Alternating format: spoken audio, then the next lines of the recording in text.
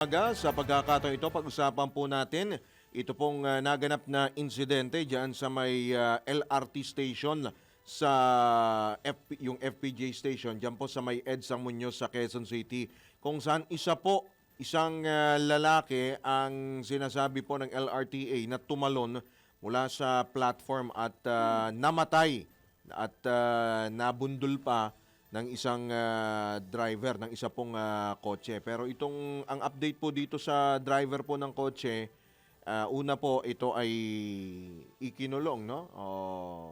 Inano muna, investigation, inimbestigahan under custody ng QCPD, no? Pero siya po kalaunan ay pinalaya at nasa kabilang linya po natin ang founder at pangulo po ng Lawyers for Commuters and Safety and Protection, si Attorney Ariel Inton. Magandang umaga po, Attorney Inton. Welcome po muli sa DWIZ Channel 23. Magandang umaga po sa inyo. Magandang umaga sa ating mga taga-subaybay. Johnny Banya sa Druas na sino po ito, Attorney Inton? Alright, direct to the point, katanungan na po. Anong naging hakbang po ninyo, Attorney Inton, sa panibagong kaso na ito na nangyari sa LRT FPJ Station? Attorney. Well, katulad ng ibang mga netizens, naging interesado tayo dun sa bagay na yan kung bakit meron bang kaso o ng reckless imprudence resulting to homicide dun sa driver na di umano ay nabundol yung tumalon, no? At yung proseso na naganap. So, ang ayon sa media reports ay sinabi nga ninyo na inimbestigahan muna tapos saka pinawalan. So kailangan lang na magkaroon ng proper perspective yun na yun issue. Kasi makikita po natin mga netizens nagtataka, kitang-kita nga tumalon Tapos kasi wala kasalanan sa driver, diba? May mga ganun. Diba? Well, una, yung mga police has to investigate such an occurrence, no? May patay, no? So, gusto nila malaman kung may kaso ba na reckless kasi sila mag-investigate, no? Ngayon, ang kanilang after the investigation, natural, kailangan nila makausap yung driver so nandun. At that point ba may kaso na? Wala pa. Arrested ba siya? Hindi. He was there for questioning, no? So, the police now has the discretion. Ay, teka, wala namang kaso to kasi unforeseen event man na may tatalon sa taas ng LRT, hindi, ikaw driver, hindi naman yung katulad ng tumawid na maari mong maiwasan or you can foresee it, di ba? Dito hindi. It came from up. No? So, imposible na an ordinary driver na nandun, makikita niya may tatalon. No? Hindi mo mafo-force Hindi naman niya ma-anticipate din yun, di ba? Hindi niya ma-anticipate yun.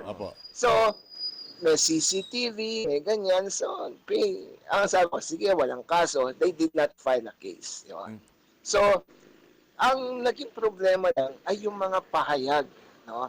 Kasi ang pahayag agad, at napanood ko naman po yun with all due respect sa mga police officers, ang mga pahayag ay inarrest namin dahil titingnan po namin kung kinakailangan magsampa ng reckless imprudence case, ganun ang pahayag di ba?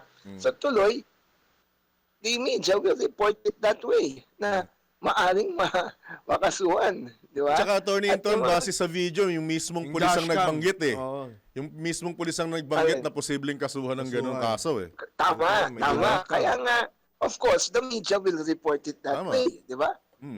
So you cannot blame the media because the source of the news, yun ang sinabi. Interview mismo Interview mismo, nagsalita mismo. Kaya naggalit ang mga netizen na, ano ba naman kayong mga pulis kayo?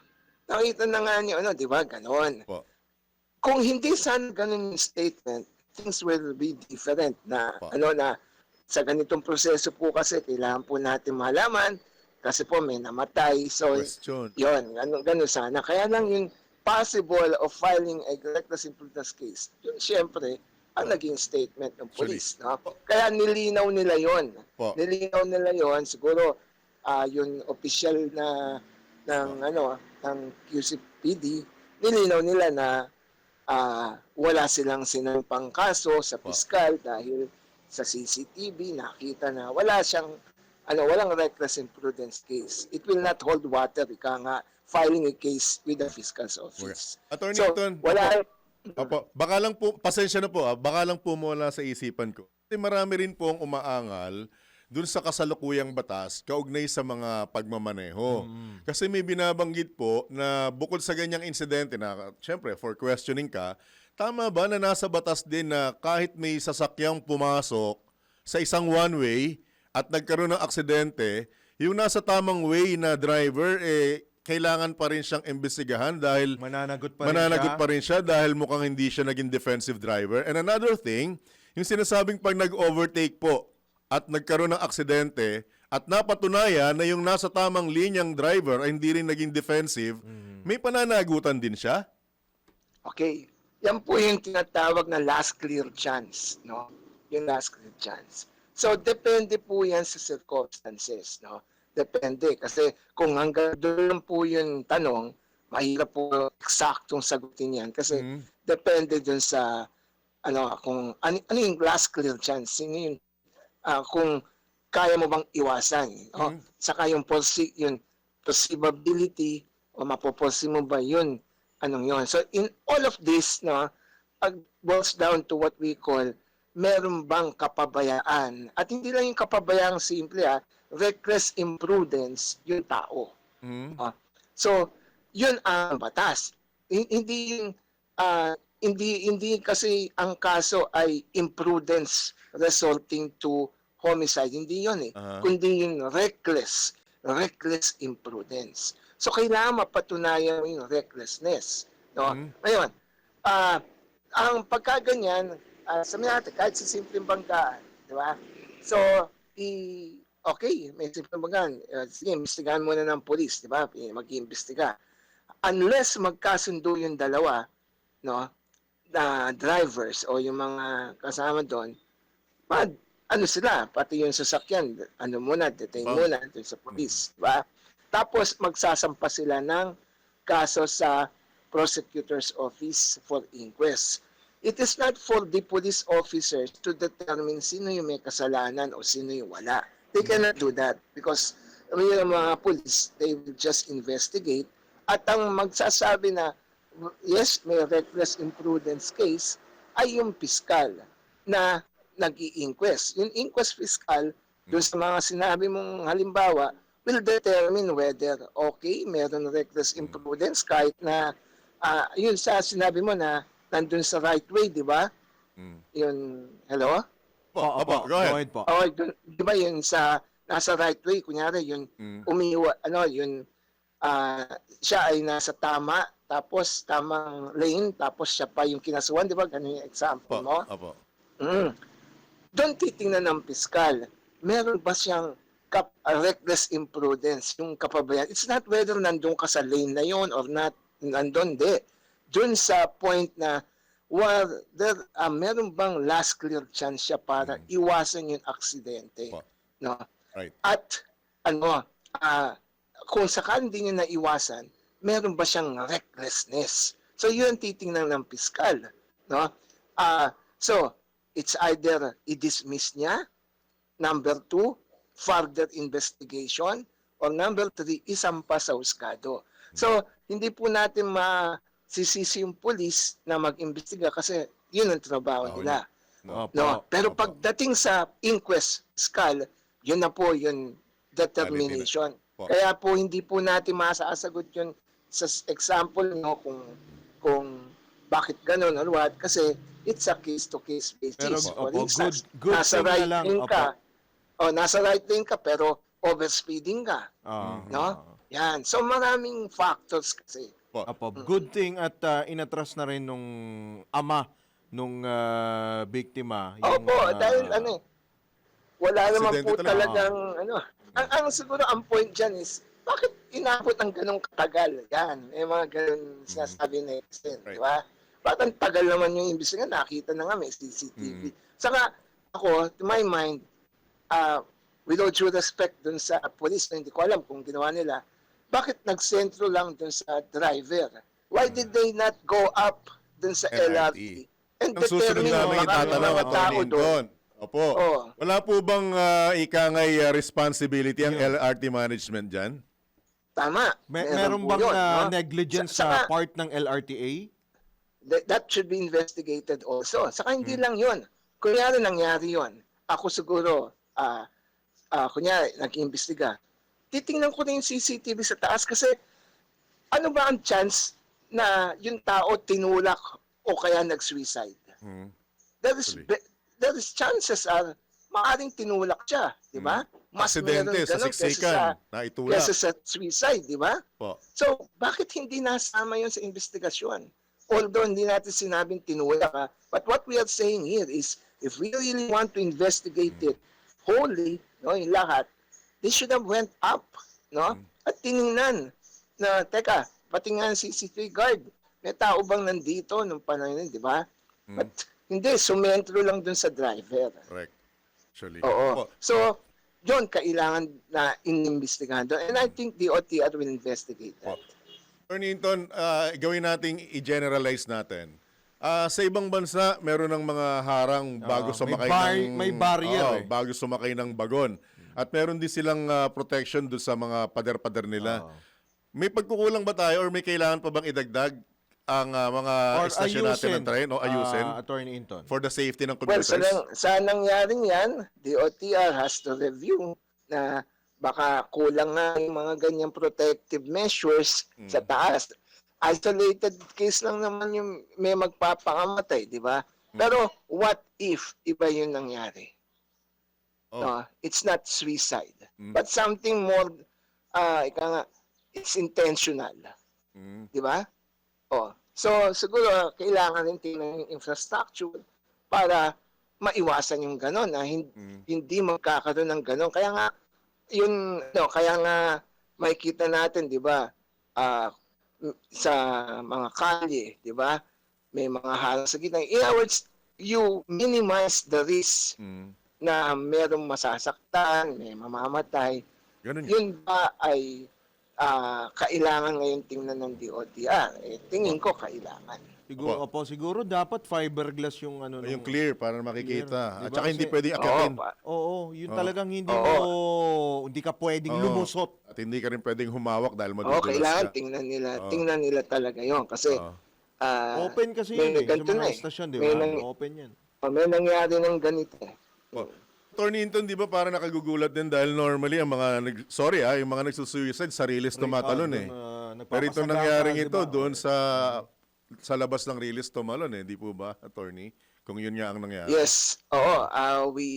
We could not read the mind of the Opo, tama naman. the person kung bakit siya doon or probably doon, 'di ba, kung ang mga pahayag wala namang problema siya, ganon. And then siguro in time na yun, meron talagang dinadala yung tao and he chose to do that at that time.